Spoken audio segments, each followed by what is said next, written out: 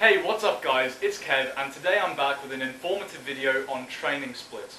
Now I feel like this is something that a lot of people get wrong when they first start training, and it's something which they could add a tiny change to really impact the gains that they make. So without further ado, this is going to be a pretty long one, so let's get into the video. I hope you guys enjoy.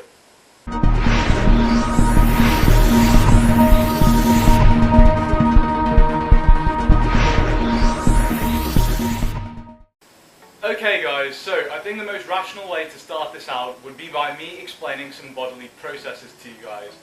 So I like to start out by saying that when I refer to muscle protein synthesis, I'm talking about your body's process of building muscle. And in contrast to this, when I talk about muscle protein breakdown, I'm talking about the process of your body breaking down muscle in order to rebuild it back bigger and stronger. To follow up, hypertrophy is defined as the enlargement of an organ or tissue through the increase inside of its cells. And obviously in application to fitness, we're talking about the increase in the size of your muscles. And this is going to happen when your levels of muscle protein synthesis exceed levels of muscle protein breakdown. And this brings me on to the main mistake that most people make when choosing their training split. And this is often following what we call the bro split, which basically entails training one part of your body a day and only training each of your muscle groups once per week. And this is applied through the use of a chest day, a back day, shoulder day, etc. Now the first problem if you are training on a split like this is that if you are a natural lifter, someone who does not take performance enhancing drugs or anabolic steroids, your levels of muscle protein synthesis are only going to be elevated for between 36 to 48 hours after you have finished training.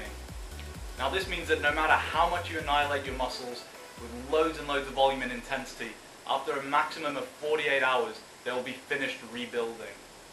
Therefore, if you are on a bro split and you train your muscles only once per week, you are missing out on about 5 days of growth that you could be stimulating. Now this leads on to the second problem with training on a bro split, and that is excessive volume. Now if you're only training your muscle groups once per week, then that means that you'll probably have to compromise with a lot of volume in that one session for that muscle group. And this will lead to excessive muscle protein breakdown, which will be harder to recover from.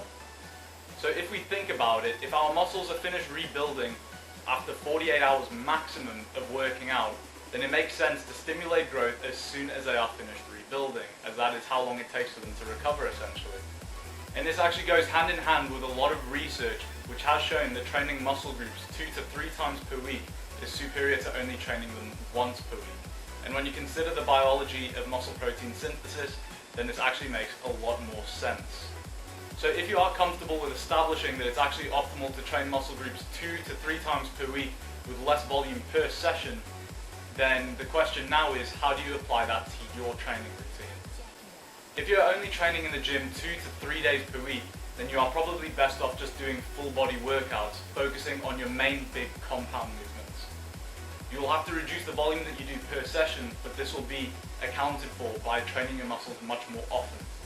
If you are training 4 days per week, then you could follow an upper-lower split, so that you are training your upper body muscles twice per week and your lower body muscles twice per week. Again, like the full body workout, this often means that you'll have to place a larger emphasis on the big compound movements, because you are training more muscles on a given day. You will often have to reduce the total volume of the session, and this will again be accounted for by training your muscle groups twice per week. If you're training 5 to 6 days per week in the gym, then you could start implementing a slightly higher volume routine, such as the push-pull leg split. This will allow you to do a bit more volume per muscle group per session, but will still allow you to train those muscles 2 days per week, which is optimal for growth.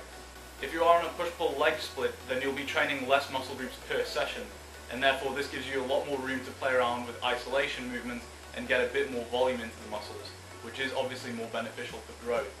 So training on a push-pull leg split is probably the most ideal out of the training splits.